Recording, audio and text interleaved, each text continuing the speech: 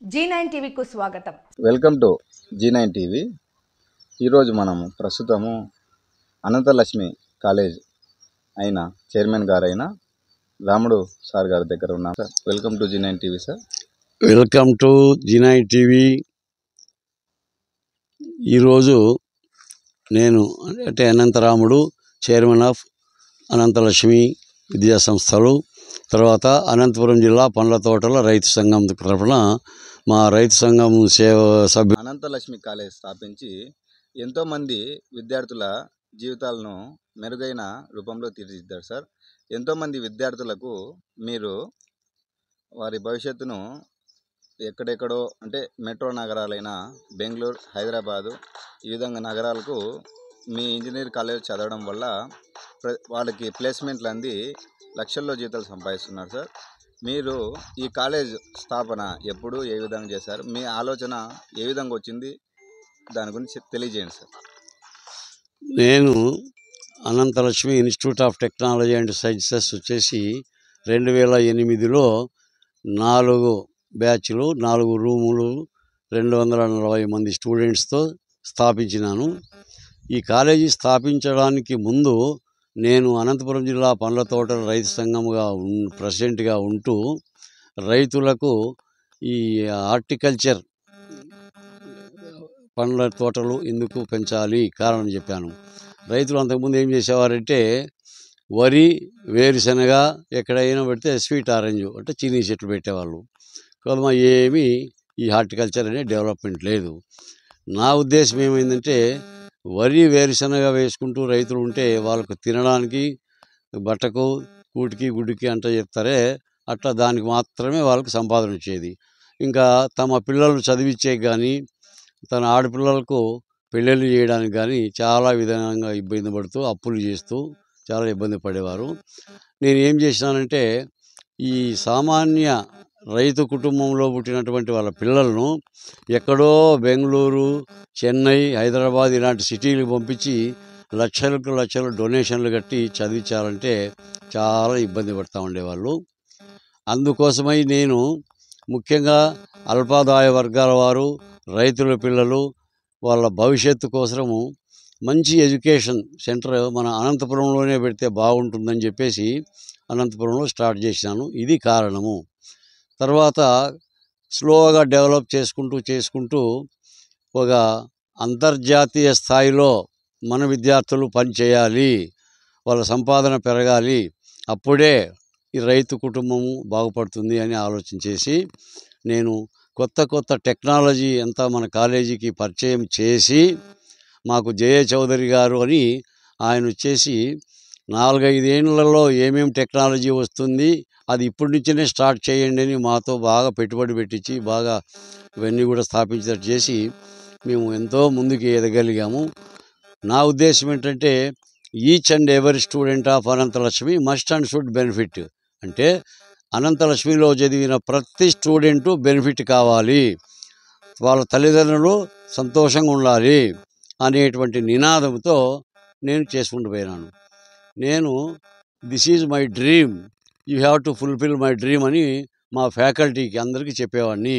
ఇప్పుడు కూడా మీటింగ్లు పెట్టినప్పుడల్లా నా స్లోగన్ చెప్తూ నా డ్రీమ్ చెప్తూ ఉంటాను. నా డ్రీమ్ను ఎవరు ఫుల్ఫిల్ చేయాలి? నేను చేయలేను, మా స్టాఫ్ వాళ్ళు చేయాలి. వాళ్ళకు వెల్ఫేర్ బాగా చూసుకుంటూ వాళ్ళకు ఎవరీ మంత్ ప్రతి నెల లాస్ట్ వర్కింగ్ డే శాలరీస్ ఇస్తూ మా దగ్గర డబ్బులు లేకున్నా వేరే చోట అప్పు తెచ్చైనా ప్రతి నెల ఇంతవరకు శాలరీస్ చెల్లించాను. ఈవెన్ కరోనా టైంలో కూడా ఏ నెల కూడా ఒక్కరోజు కూడా డిలే కాకుండా చేశాను. అందువల్ల నా మంచి ఫ్యాకల్టీ నేను అపాయింట్ చేసుకున్నా కాబట్టి వాళ్ళు కూడా నా డ్రీమ్ను ఫుల్ఫిల్ చేయడానికి చాలా ప్రయత్నం చేస్తూ కనీసం ఇప్పట్లో సాఫ్ట్వేర్ డౌన్ అయిపోయింది, ఉద్యోగాలు లేవు అంటున్నారు. అయినా మేము ఆ సాఫ్ట్వేర్ జాబ్స్లో కనీసం అంటే 700-800 మంది ప్రతి సంవత్సరము బయటికి పోయి ఇంజనీర్లుగా తయారు చేసి ఇడిచిపెడుతున్నాను. తర్వాత మేము చేసే పని ఏంటంటే ఇప్పుడు ఇండస్ట్రీ ఏం కోరుకుంటుంది, ఇండస్ట్రీ ఎలాంటి ఎంప్లాయీస్ కావాలని కోరుకుంటుంది, ఏ టైప్ ఆఫ్ ఎంప్లాయీస్ కోరుకుంటుంది అని దాన్ని ముందే గమనించి అలాంటి టెక్నాలజీని మేము ట్రైనర్స్ మా కాలేజీలోనే పెట్టుకొని ఫస్ట్ ఇయర్ నుంచి జాబ్ ఓరియంటెడ్ కోచింగ్ ఇస్తూ అందరికీ ఉద్యోగాలు సంపాదించేటట్టు చేస్తున్నాము. దానివలన మా కాలేజీలో చదివిన ప్రతి ఒక్క స్టూడెంట్ బెనిఫిట్ అవుతున్నాడు. ఇప్పుడు అడ్మిషన్స్ టైం వచ్చిందంటే ప్రతి స్టూడెంటు, ప్రతి పేరెంటు అనంతలక్ష్మిలోనూ సీటు కావాలి అని వాళ్ళు డిసైడ్ అయిపోయి మా కాలేజీకి ఆప్షన్స్ పెట్టుకుంటున్నారు. ఇప్పుడు కూడా కొంతమందికి సీట్లు దొరక్క పాపం ఎక్కడెక్కడ పోతున్నారు. అందుకే ఈ 2-3 ఏళ్ళ నుంచి ఏం చేస్తున్నామంటే మేము ఎక్కువ ఇంటేక్ తీసుకొని ఇన్ఫ్రా బాగా డెవలప్ చేసి బిల్డింగ్లు ఎక్కువ స్క్వేర్ ఫీట్ కట్టి ఏఐసిటీ వాళ్ళు మనకు అబ్జెక్షన్ చెప్పుకోకుండా మేము ఎన్ని సీట్లు కావాలంటే ఇంటేక్ అన్ని సీట్లు ఇచ్చే పరిస్థితికి వచ్చినాము. ఇప్పుడు మన ముఖ్యమంత్రి గారు ఏఐ గురించి చెప్తానే ఉంటారు, మీకు తెలిసిందే. ఏ మీటింగ్లో పోయినా ఆర్టిఫిషియల్ ఇంటెలిజెన్సీతో మనం ఎంతో గ్రోత్ సంపాదిస్తాము అని చెప్తున్నాడు. మేము ఈ కోర్సును 4 సంవత్సరాల క్రితమే artificial intelligence and machine learning అనే కోర్సు పెట్టి ఈ సంవత్సరం 500 మంది ఏఐ స్టూడెంట్స్ బయటికి పోయేటట్టు మేము తయారు చేసినాము. ఇంకా ఫ్యూచర్ అంతా టెక్నాలజీ పైనే డిపెండ్ అయి ఉంటుంది. ఈ టెక్నాలజీని మన స్టూడెంట్స్ నేర్పించి మనం పెడితే ఇక్కడే ఏ కంపెనీ వాడైనా అనంతలక్ష్మిలో మంచి స్టూడెంట్స్ ఉన్నారు, వర్తీ స్టూడెంట్స్ ఉన్నారు అని చెప్పేసి వాళ్ళు వచ్చి మన స్టూడెంట్స్నే సెలెక్ట్ చేసుకొని తీసుకెళ్తున్నారు. ఇది నాకు చాలా సంతోషం అనిపించింది. అయినా నాకు ఈ అడ్మిషన్స్ ఎక్కువయ్యి ప్లేస్మెంట్స్ ఎక్కువయ్యే కొద్దీ నాకు ఇంకా స్టూడెంట్స్కి ఏం కావాలో ఎంత ఖర్చు అయినా సరే వాళ్ళకు పెట్టి వాళ్ళు మంచి పొజిషన్లోకి తీసుకురావాలని చెప్పేసి నిర్ణయించుకున్నాను. ఇంకా రెండవది, రైతు బాగుపడాలంటే ఒకటి బాగుంటే రాజ్యం బాగుంటుంది. కాబట్టి రైతుకు ప్రభుత్వం తరఫున ఎన్ని సబ్సిడీలైనా ఇచ్చి ఇప్పటికే ఇస్తున్నారు. ఇంకా కూడా ఈ మార్కెటింగ్ ఫెసిలిటీస్ బాగా కల్పించి ఇప్పుడు రైతులను ఆదుకోవాలంటే ఏం చేయాలా అని నేను ఒక ప్రాజెక్ట్ రిపోర్ట్ తయారు చేసి మార్చి 18వ తేదీన ముఖ్యమంత్రి గారికి అందజేశాను. మళ్ళీ ఇంతలో ఒక నెల లోపల మళ్ళా పోయి ముఖ్యమంత్రి గారిని కూడా కలిసి ఆ ప్రాజెక్ట్, నేను ఇచ్చిన ప్రాజెక్ట్లో కొన్ని ఆల్రెడీ ఇంప్లిమెంట్ చేసినారు. ఏమంటే హంద్రీనీవా కాలువ వెడల్పు చేయాలని ఫస్ట్ పాయింట్ నేను అడిగాను. అది ఆల్రెడీ వెడల్పు చేసినారు కాబట్టి ఇప్పుడు నీళ్ళు ఎక్కువ వస్తున్నాయి, ఈ వరదలు ఎక్కువ వస్తున్నాయి. నీళ్ళు ఎన్ని తీసుకున్నా నో అబ్జెక్షన్. ఈ నీళ్ళు కుప్పం వరకు పోయినాయి అంటే ఇప్పుడు హంద్రీనీవా కాలువ జీడిపల్లి రిజర్వాయర్ వరకు వెడల్పు చేసిన దానివల్లనే కుప్పం వరకు పోగలిగినాయి. కుప్పం వరకు నీళ్ళు పోయినా ఇప్పటికీ అనంతపురంలో ఉండేటువంటి కొన్ని చెరువులకు నీళ్ళు వస్తూ ఉన్నాయి. అవి కొంతమంది అన్నారు కుప్పం తీసుకుపోతే మనకు అనంతపురం జిల్లాకు ఒక సుక్క నీళ్ళు రావు అన్నారు. అది చాలా పొరపాటు. అది ఎందుకంటే ముఖ్యమంత్రి గారికి ముందు చూపు ఉంది. మా కోరికలో వినతి పత్రంలో కూడా ఫస్ట్ పాయింట్ అది పెట్టాము. దాన్ని ఆయన ఫస్ట్ నెరవేర్చినాడు. కాలు వెడల్పు చేసినారు. 2000 చిల్లర పైన క్యూసెక్లు వస్తున్నాయి. ఒక 1000 క్యూసెక్లు కుప్పం కాలువకి ఇడిచినా కూడా ఇంకా 1000 క్యూసెక్లు ఇక్కడ ఇప్పుడు ఈవెన్ ఇప్పుడు అనంతపురం చెరువు కూడా నీళ్ళు వస్తున్నాయి. ఆ హంద్రీనీవా నీళ్ళే. ఇప్పుడు పిఏబిఆర్లో 5 టీఎంసీలు నీళ్లు నిలబెట్టినారు. ఆ నీళ్లు రైట్ కెనాల్కి ఇడిచి ఇక్కడ 49 చెరువులకు కూడా నింపుతారనేటువంటి ధైర్యం మాకు వచ్చింది. కాబట్టి రైతుల కోరికలు కూడా మన్నించి ముఖ్యమంత్రి గారు రైతు కోసం కావాల్సినవి చేస్తున్నారు. రీసెంట్గా కర్నూలులో ఉల్లిగడ్డ రేటు పడిపోయిందంటే రైతులను ఆదుకోవాలని చెప్పేసి ఒక హెక్టార్కు 50,000 రూపాయల చొప్పున ప్రతి రైతుకు ఇచ్చినారు. ఉల్లిగడ్డలు కూడా 12 రూపాయలతో కొని 2 రూపాయలతో పక్కన అమ్మినారు. గవర్నమెంట్కి ఎంత లాస్ వస్తుందంటే భారీ లాసు. ఇలాంటివి ఏ ముఖ్యమంత్రి చేయలేడు దేశంలో. ఈయన చేస్తున్నటువంటి కృషి రైతుల కోసము చాలా బాగుందని చెప్పేసి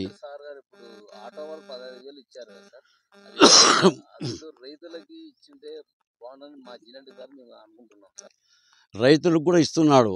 ఆటో వాళ్ళకి ఇచ్చినంత మాత్రాన ఎక్కడా రైతులకు తగ్గివ్వలేదు. రైతులకు రైతు భరోసా కేంద్రం తరపున ఇచ్చేటివన్నీ ఇస్తున్నాడు.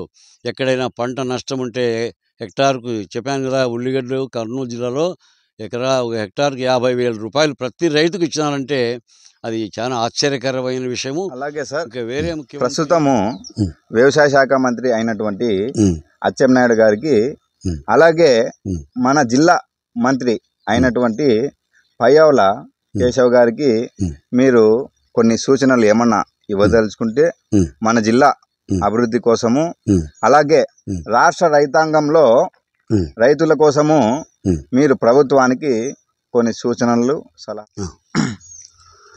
వ్యవసాయ శాఖ మంత్రి అచ్చెన్నాయుడు గారు అయితే మేము ఎప్పుడూ కలవడానికి అవకాశం దొరకలేదు. కానీ ఈ పత్రిక మీ ద్వారా కొన్ని సూచనలు ఆయనకి ఇస్తున్నాను. మీరు ఆయన దృష్టికి తీసుకెళ్తే మరీ సంతోషం. ఓకే సార్, ఖచ్చితంగా సార్. ఎందుకంటే అదే చెప్పాను కదా ఇంతకుముందు, రైతు బాగుంటే రాజ్యం బాగుంటుంది. రైతు దేశానికి విన్నాము. రాష్ట్రానికి అన్నం పెట్టేవాడు. రైతే రాజు, దేశానికి రైతే వెన్నెముక. ఈ బిరుదులన్నీ ఉన్నాయి కానీ ఆశించినంత సహాయం రైతుకు ఇంకా అందలేదని నేను అనుకుంటున్నాను. ఎందుకంటే ఈ లక్షల కోట్ల బడ్జెట్లో చాలామందికి సంక్షేమ కార్యక్రమాలకైతేనేమి, అభివృద్ధి కార్యక్రమాలకైతేనేమి ఎంతో ఖర్చు పెడుతున్నారు. అలాగనే ఇది కూడా తప్పనిసరి పరిస్థితుల్లో ఈ రైతులకు సహాయము, ఇతోధిక సహాయం అందించాలని చెప్పేసి నేను కోరుకుంటున్నాను. రైతులకి ఇప్పుడు ఏం జరుగుతూ ఉందంటే, పంట పండించేకి మేమే రైతులందరూ ఒకరికొకరు మాట్లాడుకొని అవగాహన కల్పించుకొని పంట అయితే బాగా తీస్తున్నారు. రైతుల దగ్గర అవేర్నెస్ బాగా వచ్చింది. ఏ పంటకు ఏం చేయాలా, ఏం చేస్తే అధిక దిగుబడి వస్తుంది, అదంతా కూడా మేము రైతుల్లోకి తీసుకెళ్ళి అవగాహన కల్పించాము. ఇప్పుడు మాకు సమస్య ఎక్కడంటే మార్కెటింగ్ సమస్య. ఏమవుతుందంటే ఇప్పుడు పోయిన సంవత్సరం చీనాకాయలకు లక్షలు ఖర్చు పెట్టి ఒక్క పంటకే 20-25 సార్లు స్ప్రేయింగ్ చేసి లక్షలు పెట్టి లారీలు ఎరువు తోలిచ్చి మరి దానికి అన్ని చేసి పంటలు పండిస్తే టన్ను కనీసం అంటే 50-60 వేలు పోతే రైతుకు ఏదో 10% ఆదాయము పర్వాలేదు అనిపిస్తుంది. కానీ అది ఏమైందంటే 10,000 నుంచి 15,000, 20,000, 25,000 కొన్ని సందర్భాల్లో అమ్మింది. ఒక వారం 10 రోజులు మాత్రం 50,000, 40,000 అమ్మినారు. మరి ఇలాంటి రేట్లు వస్తే రైతు బాగుపడలేడు. ఇప్పుడు ఈ సంవత్సరము చీనీ చెట్లు ఏమైందంటే ఈ వాతావరణం ఎఫెక్ట్తో మాకు పంటలే రాలేదు. ఎందుకంటే ఆగస్టు సెప్టెంబర్లో కొంత తెరపిచ్చి అంటే వర్షాలు రాకుండా ఉంటే బాగుంటుంది. కానీ ఇప్పుడు మనకు వర్షాలు రాలేదు, కానీ అట్లనే వచ్చినాయని చెప్పేకి లేదు. ఏదో రోజంత అట్లా తేమ చేస్తుంది, పోతుంది. చెట్లు కాపు రావాలంటే కొంత వాటర్ రావాలా. మరి ఇట్లా వాటర్ అనేది అక్కడ దండిగా వాన రాదు. మాకు ఎక్కడే కానీ ఇప్పుడు ఈ రాప్తాడు మండలము, బత్తలపల్లి మండలము, తాడిమేరు మండలము ఇవన్నీ అసలు ఇంతవరకు ఒక వంక కూడా వారలేదు. రోజు ఊరికే వాన పడినట్టుండేది, పోయేది, మోడాలు మూసుకునేది. వాతావరణం సరిగ్గా లేక చీనా చెట్లు ఇద్దరు చాలా దెబ్బతిన్నాయి. మరి ఈ సంవత్సరం అయితే నేను అచ్చెన్నాయుడు గారిని, మన ముఖ్యమంత్రి గారిని కూడా కలిసి చెప్పాలని అనుకున్నాను. కర్నూలులో హెక్టార్ కింద ఇచ్చినారు, అలాగనే ఇక్కడ అనంతపురం జిల్లా రైతులకు చీనీ చెట్లకు కూడా కొంత ఏదైనా సహాయం చేయాలని చెప్పేసి కోరాలనుకున్నాను. మరి వాళ్ళు ఇస్తారా లేదా అని తెలియదు, కానీ నేను నచ్చ చెప్తానులే, వాళ్ళకి ఇచ్చేటట్టు చేయొచ్చు అనే ఒక ధైర్యం అయితే నాకు ఉంది. మరి అది కాక ఏం చేయాలంటే ఇప్పుడు టమోటా ఉంది. టమోటా బాగా రేటు ఉండి వస్తే అందరూ పెట్టేస్తారు. అదంతా వస్తే మార్కెట్కి తీసుకుపోయే ఖర్చు రాదు, ఆ కూలీల ఖర్చు రాదు. మార్కెట్కి తీసుకుపోవాలని అనుకునేవాడు కూడా బాటకుద్దలు ఎక్కడన్నా కానీ ఇడిచిపోవాల్సి వచ్చిన పరిస్థితి వస్తూ ఉంది. సార్, మన రోజున టమోటా మండీలోన గిట్టుబాటు ధర బాగా వస్తుందని చెప్పారు రైతు కొంతమంది. ఇప్పుడు 4 రోజుల నుంచి అసలు గిట్టుబాటు ధర లేదు, మాకు కనీసం కూలీలు ట్రాన్స్పోర్ట్ ఛార్జెస్ ఎటువంటి రావట్లేదని చెప్పి ఆవేదన వ్యక్తం చేశారు సార్. వాళ్ళ గురించి ఏమని చెప్తున్నారా సార్? తప్పనిసరిగా వాళ్ళకు వచ్చేసి ముందు రేట్ అంటే పెద్ద రేటు పోలేదు. ఈ సంవత్సరం నుంచి కూడా ఏదో బాక్స్ 350, 340 ఇట్లా పోయింది. 2 రోజులు 3 రోజులు పోయింది, 450, 500 పోయింది. కానీ ఎక్కువ 300, 350, 200, 250 పోయింది. లాస్ట్కు 150, 120కి వచ్చింది. ఇప్పుడు మరి 150 బాక్స్ వస్తే ఆ కాయలు పీకేదానికి, దాని బాక్స్ ప్యాకింగ్ చేసేదానికి, దాని మళ్ళీ వెహికల్తో అటు తీసిపోయి బాడీ అంతా లెక్కేస్తే కనీసం పెట్టుబడి కూడా రాదు. అది దానికి ఏం చేయాలంటే, ఇప్పుడు మనకు అనంతపురం జిల్లాలో ఎక్కడే కానీ కోల్డ్ స్టోరేజ్ పెట్టలేదు. కోల్డ్ స్టోరేజ్ పెడితే దాంట్లో కొన్నాళ్ళు పెట్టుకొని రేట్ వచ్చే వరకు, రేట్ వచ్చినప్పుడు అమ్మవచ్చు. కానీ అలాంటి సౌకర్యాలు కలగజేయలేదు. మేము అడిగితే పండ్ల తోట రైతు సంఘం తరఫున అడిగితే ఏం చెప్తారు గవర్నమెంట్ అంటే, మీరు పెట్టండి, మీకు లోన్ ఇస్తాం, సబ్సిడీ ఇస్తామంటారు. అది ఏం రోంత కాదు, అది కోట్ల పైన అవుతుంది. నువ్వు కోట్ల పైన అయినప్పుడు 30-40% సబ్సిడీ ఇచ్చినా ఇంకా కదుమాట అప్పు చేసి పెడితే మాకు ఆ వడ్డీ కూడా వస్తుందో రాదో, మళ్ళీ మేము మా ప్రాపర్టీస్ ఏడ అమ్ముకోవాల్సి వస్తుందనే భయంతో మేము దానిలో జోలికి పోలేకున్నాం. ప్రభుత్వం తరఫునే కోల్డ్ స్టోరేజ్లు పెట్టాలా, తర్వాత మండలానికి ఒక యూనిట్, ప్రాసెసింగ్ యూనిట్ పెట్టాలన్నమాట. ఎందుకంటే ఇప్పుడు చీనాకాయల రసం తీసేది, స్టోరేజ్ చేసి పెట్టేది, మామిడికాయలు రసం తీసి పెట్టేది, టమోటాలు అది కూడా ఊరగాయకి దానికి చేసేకి, ఇవన్నీ ఎన్నో రకాలుగా వేరే దేశాల్లో ఉన్నాయి. అవన్నీ స్టడీ చేసి ఇప్పుడు అనంతపురం జిల్లాలో ప్రతి మండలానికి ఒక చోట ఒక 10-20 ఎకరాలు కేటాయించి అందులో అన్ని ప్రాసెసింగ్ యూనిట్లు పెట్టేస్తే తప్పనిసరిగా రైతుకు కనీసం నష్టపోకుండా అయినా కాపాడవచ్చు. ఇవన్నీ చేయవలసిందిగా మేము కోరుతాము. అప్పుడే ఆల్రెడీ మేము ఆ మెమరాండం ఇచ్చినాము. కానీ దాని గురించి మాట్లాడేకి ఇప్పుడు సీఎం గారు చాలా బిజీగా ఉన్నారు కాబట్టి పోలేకపోతున్నాము. ఇంకా పయ్యావుల కేశవ్ గారి విషయం చెప్తే, ఆయనైతే మనిషి నెంబర్ 1 మంచి మనిషి. అతను పట్టుదల పట్టినాడు కాబట్టే హంద్రీనివా కెనాల్ ప్రతిరోజు కాలువ మీదికి పోయి మరి రోజు చెక్ చేసుకొని తర్వాత ముఖ్యమంత్రి గారిని కూడా పిలిపించి అనుకున్న టైం లోపల అంత పని కంప్లీట్ చేస్తారని ఎవరు ఊహించలేదు. ఎవరు ఊహించని విధంగా అది తయారు చేసినాడు. ఇప్పుడు నీళ్ళన్నిటికీ బాగా వచ్చేటట్టు చేసినారు. కాబట్టి ఆయన ఇంకా అనంతపురం జిల్లాకు ఇప్పుడు మనం ఫైనాన్స్ వీక్గా ఉన్నామనుకోకుండా స్పెషల్గా అనంతపురానికి బడ్జెట్ కేటాయించి మేము ఇచ్చినటువంటి ఆ మెమోరాండంను దాంట్లో ఉండేటివి మా కోరికలు, రైతు కోరికలన్నీ నెరవేరిస్తే తప్పనిసరిగా అనంతపురం జిల్లా రైతులు బాగుపడతారు. ఎందుకంటే అనంతపురం జిల్లా అనేది ఇన్ని రకాల ఫ్రూట్స్ పండిస్తామంటే నిజంగా అది గ్రేట్, అది అదృష్టం. అనంతపురానికి ఆ వాతావరణం అదృష్టం. కరువు ప్రాంతం కదా అనంతపురం. కరువు ప్రాంతంలో నెంబర్ 1 కరువు ప్రాంతం. అన్నిటికంటే అత్యల్ప వర్షపాతం కలిగినటువంటి జిల్లా అనంతపురం జిల్లా.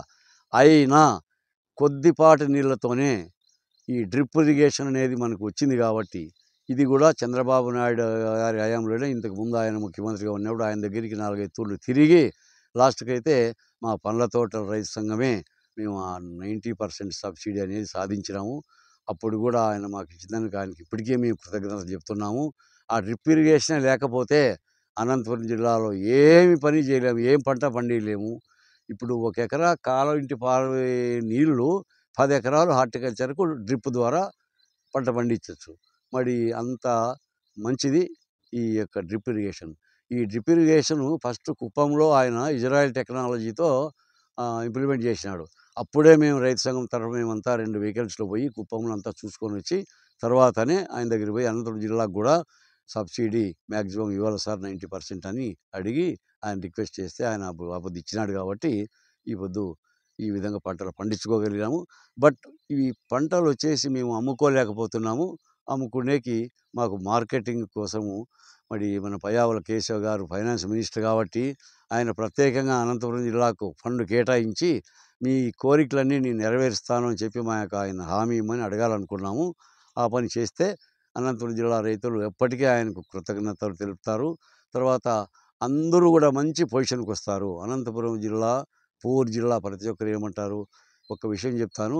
2007లో డాక్టర్ వైఎస్ రాజశేఖర రెడ్డి గారు చీఫ్ మినిస్టర్గా ఉన్నప్పుడు మేము ఎక్కువ కలిసేవాళ్ళం. పోయి అనంతపురం జిల్లాలో హార్టికల్చర్ బాగా డెవలప్ చేసినాడు అనంతరామణ గారు, వెరీ గుడ్, ఇట్లా బాగా చేయాలి నువ్వు అని చెప్తా ఉండేవాడు.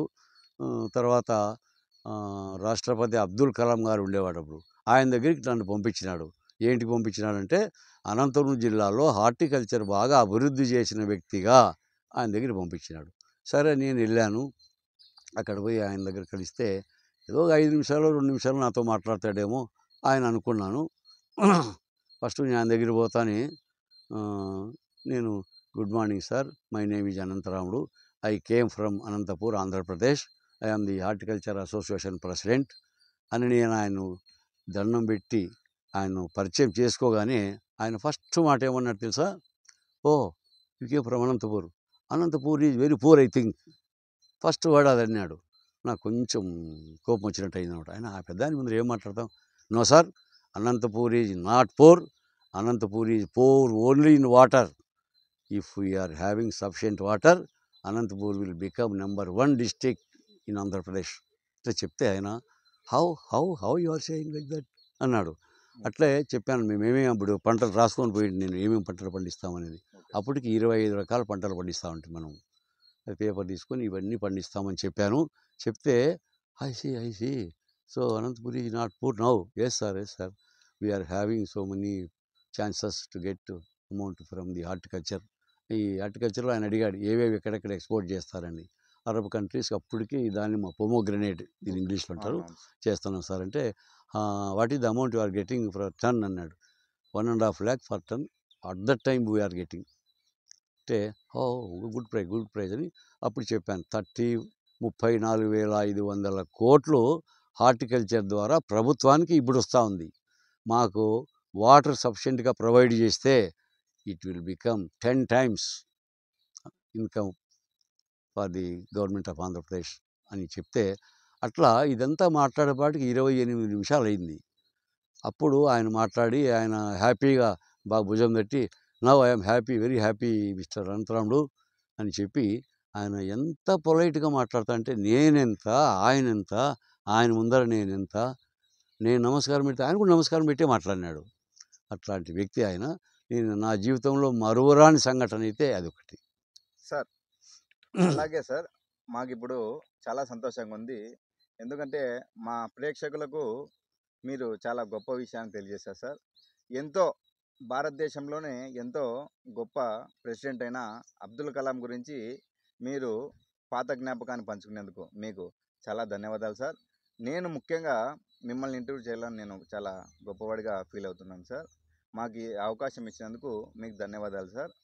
అలాగే సార్ మన విద్యా సంస్థలలో చాలా గొప్ప విజయం సాధించిన విద్యార్థుల గురించి తెలియజేస్తారు అని మీకు కోరుకుంటున్నాను సార్. మా విద్యార్థులు 2012లోనే అంటే 2008లో స్టార్ట్ చేసిన ఇన్స్టిట్యూషను 2012లోనే నేను కొంతమందికి ప్లేస్మెంట్ ఇప్పించాను అప్పటికే. అప్పుడు మన ఆంధ్రప్రదేశ్ గవర్నర్ గారు సిఎల్ఎన్ నరసింహన్ ఆయన వచ్చేసి ఈ బీసీలు వైస్ చైర్మన్లు అందరినీ అపాయింట్ చేసేది ఆయనే కదా. ఆయన ఒక తూరి ఆయనకి ఏం ఐడియా వచ్చిందేమో మన టోటల్ ఆంధ్రప్రదేశ్ కంబైన్డ్ ఆంధ్రప్రదేశ్లో ఇంజనీరింగ్ క్యాండిడేట్లు దండిగా బయట ఉన్నారు, ఎవరికి ఉద్యోగాలు రాలేదు, ఎందుకు ఇట్లా జరుగుతూ ఉంది అని చెప్పేసి ఆయన సర్వే చేసినాడు. అంతలకు సర్వే చేస్తే ఆయనకు ఏ కాలేజీలోనూ దొరకని ఒక విషయం నా కాలేజీలో దొరికింది. ఏంటంటే స్కిల్ డెవలప్మెంట్. నేను అప్పటికే ఒక స్కిల్ డెవలప్మెంట్ డైరెక్టర్ని అపాయింట్ చేసి ఆయనకు ఒక ఛాంబరు, ఒక ఫోన్ ఇచ్చి ఇండస్ట్రీలో బెంగళూరులో పనిచేస్తాను అతను మా కజిన్ బ్రదర్ కొడుకే. అప్పుడు చెప్పి రావయ్యా నా ఇన్స్టిట్యూషన్లో నువ్వు స్కిల్ డెవలప్మెంట్ డైరెక్టర్గా ఉండి స్కిల్స్ బాగా బోధించి మన స్టూడెంట్స్కి మంచి ప్లేస్మెంట్స్ ఇప్పించాలని పిలుచుకొని చేయించాను. అప్పుడు ఆయన ఎక్కడెక్కడ ఏ కాలేజీలో ఏమేమి జరుగుతూ ఉండదు అనేది గుర్తించినప్పుడు మన కాలేజీలో ఇది ఒక విచిత్రమైనది కనపడింది ఆయనకు. అప్పుడు ఏం చేసినాడు ఆయన, ఒక మీటింగ్ ఏదో అరేంజ్ చేసి అక్కడ నన్ను పిలిపించినాడు. పిలిస్తే వెళ్ళాను. మేము వెళ్ళిన తర్వాత లర్నింగ్ ఇన్నోవేషన్ అవార్డు అని ఒకటి ఇచ్చాడు. అది ఇచ్చేటప్పుడు ముందుగా నన్ను ఆయన మాట్లాడిచ్చాడు. అనంతరాముడు గారు రండి అని. పోయి నమస్కారం సార్ అంటే, నమస్కారం, మీ కాలేజీలో ఉద్యోగాలు బాగా వచ్చినాయని చెప్తా ఉన్నారు, నేను కూడా తీసుకునేది స్కిల్ డెవలప్మెంట్ అని ఒకటి పెట్టానంట కదా, దాని ద్వారానే ఉద్యోగాలు వస్తూ ఉన్నాయని నేను నమ్మినాను. మరి మీరు ఒక రైతు కదా, ఆయనకు తెలుసు నేను అప్పటికే రైతునని, మీరు ఒక రైతు కదా, మీకు ఎట్లా ఐడియా వచ్చింది అన్నాడు. సార్ స్కిల్ డెవలప్మెంట్ అనేది very very very important sir అంటే, అవును అంత ఇంపార్టెంటే, కనీసం యూనివర్సిటీలు కూడా ఎక్కడ లేదు, ఇది మీకు ఎట్లా వచ్చింది ఐడియా అన్నాడు. సార్ నేను వ్యవసాయంలో ఉండగానే స్కిల్డ్ వర్కర్లు అన్స్కిల్డ్ వర్కర్లు అని నేను 2 రకాలు విభజించి, నాకు స్కిల్డ్ వర్కర్లు కాబట్టినప్పుడు వాళ్ళు వస్తేనే పని జరుగుతుంది, లేకుండా అని. వ్యవసాయంలో కూడా స్కిల్స్ ఉన్నాయా అన్నాడు. అవును సార్ ఉన్నాయి అన్నాడు. ఏంటది చెప్పు అన్నాడు. ఇప్పుడు మా తోటలో నేరేడు చెట్లు ఉన్నాయి. నేరేడుకాయలు పీకేటప్పుడు అందరూ పీకలేరు, పైకి ఎక్కి ఒక బ్యాగ్ సంకా తగిలేసుకొని ప్రతి కాయ అంటే పూర్తి నల్లబడిన 100% నల్లగా అయిన కాయ మాత్రమే పీకి సంచిలోకి వేయాలి, కింద పడకుండా సంచిలోకి వేయాలి. వేసేటప్పుడు కాయ మీద కాయ వేస్తే కూడా అది డ్యామేజ్ అవుతుంది, అవి పీకల్లా. ఇప్పుడు సపోర్ట్ చెట్లు ఉన్నాయి నాకు, సపోర్ట్ చెట్లు కాయలు వేలకు వేలు కాస్తాయి, పెద్ద చెట్లు అవి అన్నీ ఇంతలా ఉంటాయి. దాంట్లో ఏ కాయ పీకితే మాగుతుంది మందు పెట్టుకోకుండా. నేను ఎట్లా అంటే నా కాయల్లో ఏదానికే కానీ మందులు ఎక్కువ వేయను, నేను ఆర్గానిక్తో అప్పటికే పంట పండించేవాడిని. మరి ఎరువు చెక్క ఇట్లాంటివి వేసి ఏ కాయ పీకితే మాగుతుందని కనుక్కునే వాళ్ళు స్కిల్డ్ వర్కర్లు. ఎట్లా కనుక్కుంటారు అది అని, లైట్ గోల్డ్ కలర్ వచ్చిన కాయ పీకితే ఒరిగడ్డలో వేస్తే 2 రోజులకు మాగిపోతుంది. లేదు పక్వానికి రాకనే వేరే కాయ పీకితే అది నల్లగా అయిపోతుంది. అది తినే పనికి రాకుండా అవుతుంది. కాబట్టి అది స్కిల్డ్ వర్కర్లు. తర్వాత ఉసిరి తోట ఉంది నాకు. ఉసిరి చెట్లు కూడా కాయ పీకేటప్పుడు మట్సంగా పీకి బ్యాగ్లోకి వేయాలి. లేకపోతే కింద పడితే డ్యామేజ్ అయిపోతుంది, పనికిరాదు. ఇట్లా చాలా ఉన్నాయి సార్ ఇవన్నీను. స్కిల్స్ నాకు స్కిల్డ్ వర్కర్లు, అన్‌స్కిల్డ్ వర్కర్లు తెలుసు. అది ఎట్లా అంటే ఇప్పుడు మన స్టూడెంట్‌కు 80% తెచ్చేట్టుగా బాగా సిలబస్ బాగా చెప్పి వానికని చేస్తాము. ఇంటర్వ్యూకి వస్తారు. ఇంటర్వ్యూకి పోతే ఇంటర్వ్యూ మన తెలుగులో అడగరు. తర్వాత ఇంకో రకంగా అడగరు. ఇంగా వాళ్ళు వెయిట్ చేయరు. వాళ్ళు పాయింట్ టు పాయింట్ అడుక్కుంటూ పోతారు అంతే. అప్పుడు వాళ్ళు ఇంగ్లీష్‌లో వాళ్ళు వీళ్ళు ఇంటర్వ్యూ చేస్తే I am I am coming, I am doing ఇట్లా ఎవరైనా సమాధానం చెప్పారనుకోండి, మంది అపాయింట్ చేసుకోరు. వస్తానే I am so and so ధైర్యంగా మాట్లాడాలా. I am so and so sir, I am from the beginning I have learned so and so అని చెప్పాలా. వాళ్ళు అడిగిన క్వశ్చన్లకు వెంటనే సమాధానం చెప్పాలా. అప్పుడే కంపెనీ వాళ్ళు సెలెక్ట్ చేసుకుంటారు. కాబట్టి ఆ స్కిల్స్ ఎంత పని చేస్తాయి చూడండి. ఆ స్కిల్స్ అనేది లేకపోతే 90% ఫెయిల్ అవుతారు, 10% కూడా సెలెక్ట్ కారు. మరి స్కిల్ డెవలప్మెంట్ అనేది నేను అప్పుడే పెట్టినాను కాబట్టి నా కాలేజీలో ప్రతి సంవత్సరం ఉద్యోగాలు వస్తాయి. ఇప్పుడు ఇంకా స్టార్టింగ్. అవును మీరు చాలా జూనియర్ కదా కాలేజీల్లో. అవును చాలా జూనియరే నేను. అదే మీకు ఎట్లా ఇది వచ్చింది ఐడియా అంటే, నాకు వ్యవసాయంలోనే ఉంది సార్ స్కిల్డ్, అన్‌స్కిల్డ్ అనేది. కాబట్టి అదే ఇక్కడ అలవాటు చేసినామని చెప్పి. అప్పుడు ఆయన ఇంతమంది పెద్ద పెద్ద కాలేజీల వాళ్ళంతా వచ్చి అందరిని పిలిపించాడు. కాలేజీ చాలా మందిని ఉన్నారు. మీరెవరు కూడా మరి ఈ స్కిల్స్ అనేది డెవలప్ లేదు. యూనివర్సిటీ వైస్ ఛాన్సలర్స్ కూడా ఇది కనీసం థింక్ చేయలేదు దీని గురించి.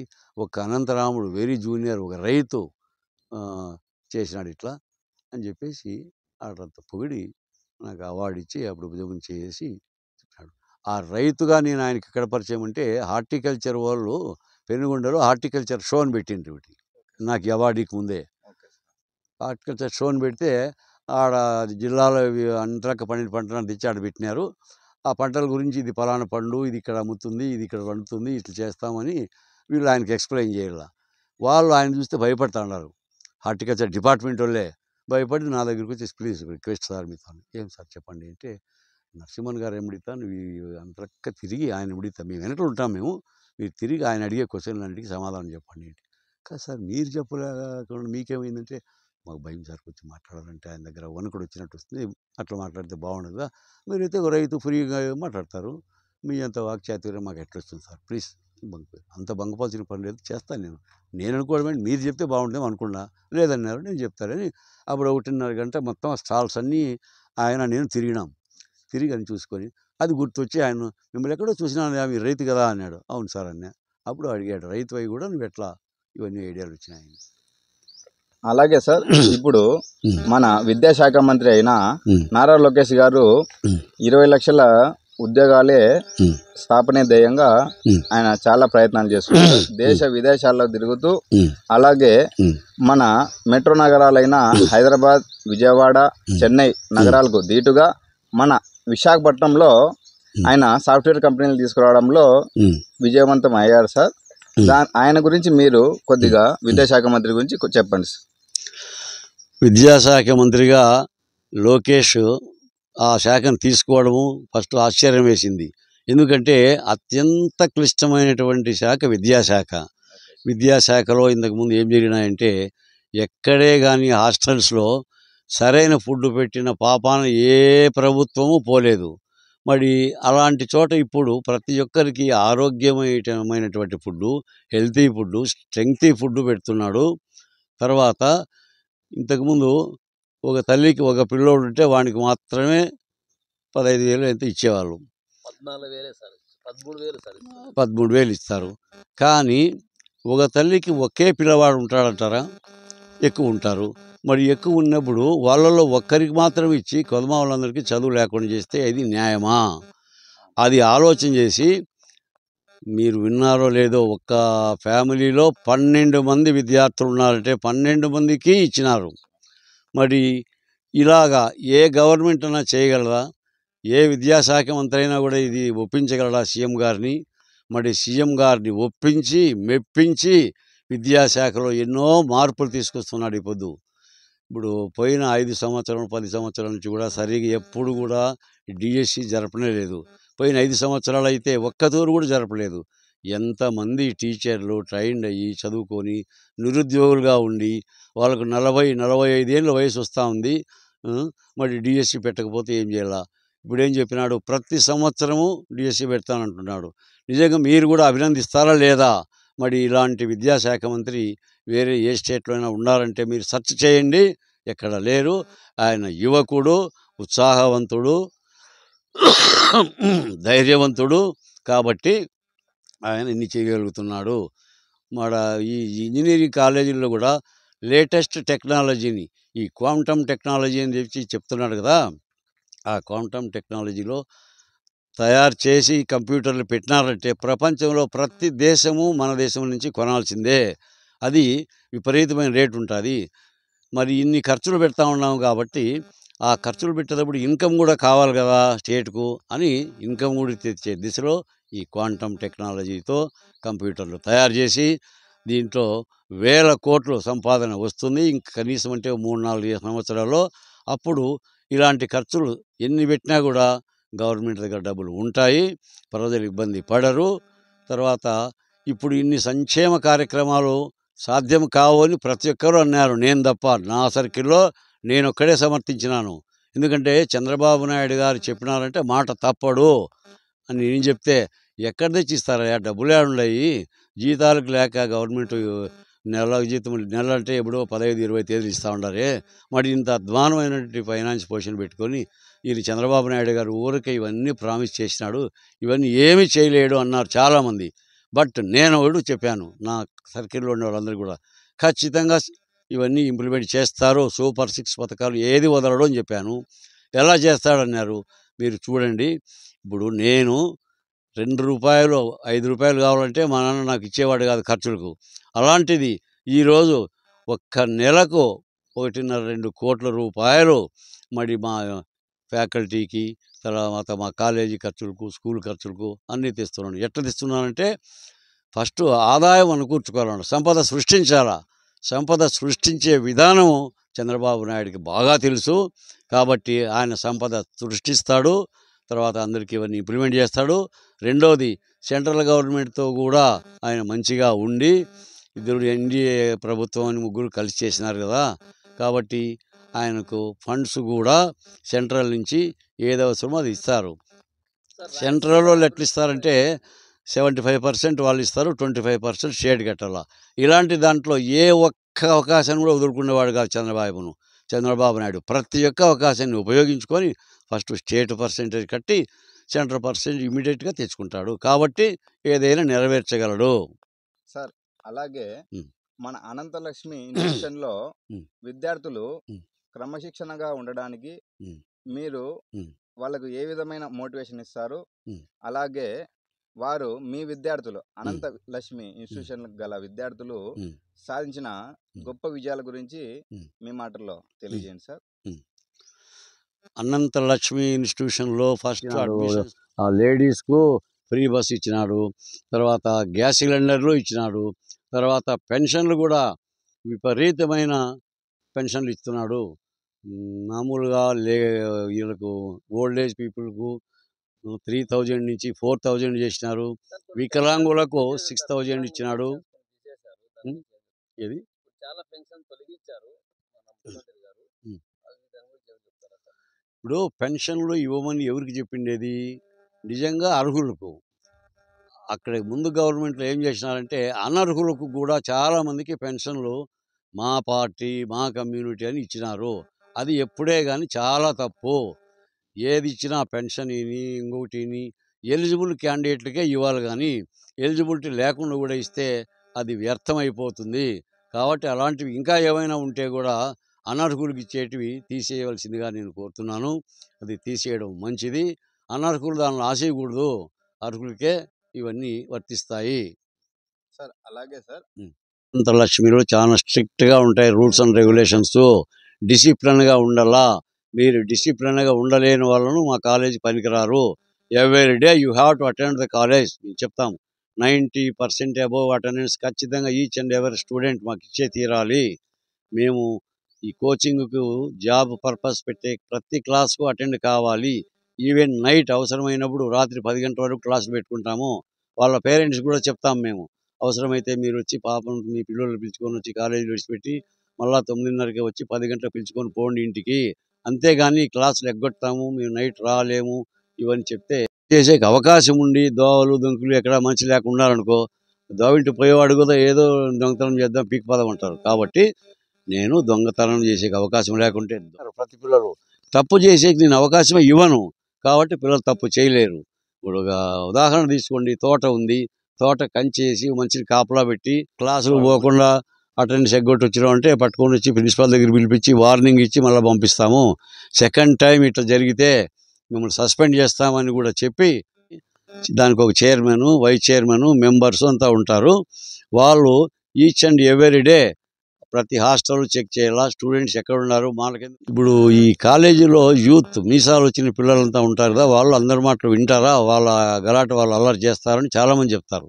దానికి ఏం చేశానంటే నేను తప్పు చేసేకి నేను అవకాశమే ఇవ్వను. కాబట్టి పిల్లలు తప్పు చేయలేరు.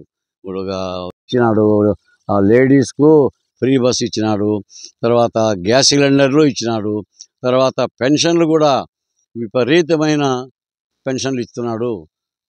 మామూలుగా వీళ్ళకు ఓల్డ్ ఏజ్ పీపుల్కు 3000 నుంచి 4000 చేసినారు. వికలాంగులకు 6000 ఇచ్చినాడు. ఏది చాలా పెన్షన్ తొలగించారు మన ముఖ్యమంత్రి గారు. ఇప్పుడు పెన్షన్లు ఇవ్వమని ఎవరికి చెప్పిండేది? నిజంగా అర్హులకు. అక్కడ ముందు గవర్నమెంట్లో ఏం చేసినారంటే అనర్హులకు కూడా చాలామందికి పెన్షన్లు మా పార్టీ మా కమ్యూనిటీ అని ఇచ్చినారు. అది ఎప్పుడే కానీ చాలా తప్పు. ఏది ఇచ్చినా పెన్షన్ ఇంకొకటి ఎలిజిబుల్ క్యాండిడేట్లకే ఇవ్వాలి, కానీ ఎలిజిబిలిటీ లేకుండా కూడా ఇస్తే అది వ్యర్థమైపోతుంది. కాబట్టి అలాంటివి ఇంకా ఏమైనా ఉంటే కూడా అనర్హులకు ఇచ్చేటివి తీసేయవలసిందిగా నేను కోరుతున్నాను. అది తీసేయడం మంచిది. అనర్హులు దానిలో ఆశయకూడదు, అర్హులకే ఇవన్నీ వర్తిస్తాయి.